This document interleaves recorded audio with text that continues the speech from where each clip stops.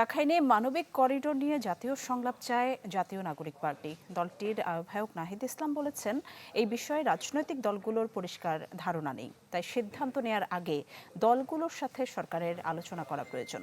এছাড়া নির্বাচন ঘিরে এখনই এনসিপি কোনো জোটে যেতে চায় না বলেও জানান নাহিদ ইসলাম।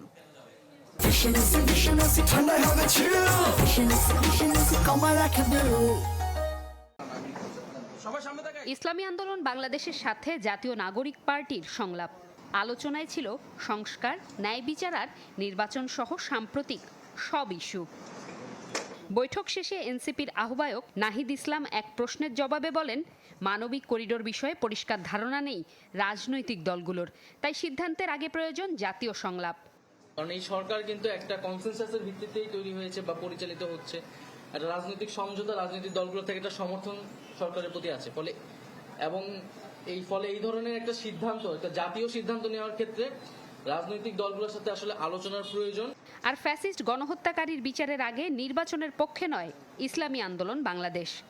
এদের বিচার দলগত সহ আগে হবে, তারপর আমরা নির্বাচনের চিন্তা আমাদের মাথায়, তারপর নির্বাচন আমরা চাই, সংস্কার প্রয়োজনীয় হবে, তারপর জাতীয় নির্বাচন। এর আগে নিজ কার্যালয়ে গণসংহতি আন্দোলনের সাথে বৈঠক করে এনসিপি।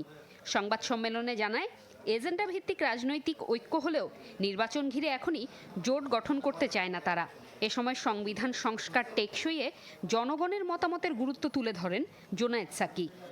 এজেন্ডার ভিত্তিতে মাঠের ঐক্য হতে পারে, রাজনৈতিক ঐক্য হতে পারে, কিন্তু নির্বাচনী কোনো ধরনের ঐক্য বা জোট সে বিষয়ে আমরা এই ধরনের কোনো ধরনের আলোচনাতেও আমরা এখনো আগ্রহী না। জনগণের ম্যান্ডেট নিয়েই সংবিধানটা বলা, যাতে করে এই যে সংস্কারটা করা হবে, যা পরিবর্তনটা করা হবে, সেটা টেকসই। মনে রাখেন, সংবিধান কিন্তু জনগণের ইচ্ছা এবং অভিপ্রায়ের প্রকাশ। এদিকে অন্য এক আয়োজনে নির্বাচনের আগ পর্যন্ত আওয়ামী লীগের কার্যক্রম প্রতিহতে সজাগ থাকার তাগিদ দেয় এনসিপির মুখ্য সংগঠক হাসনাত আব্দুল্লাহ। এই জুডিশিয়ারি পুরো প্রক্রিয়া চলাকালীন রাজনৈতিক কর্মকাণ্ড নিষিদ্ধের জন্য আমরা আগামী 2 তারিখ বাইতুল মোকাররমের দক্ষিণ গেটে আমরা বিক্ষোভ মিছিল করব। জুমাতুল বিদা, চ্যানেল 24, ঢাকা।